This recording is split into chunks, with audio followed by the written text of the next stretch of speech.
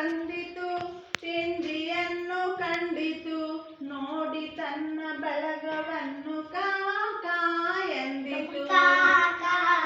ಎಲ್ಲೋ ಹೋಗುತ್ತಿದ್ದ ಕಾಗೆ ಒಂದು ಬಂದು ಸೇರಿತು, ಈಗ 2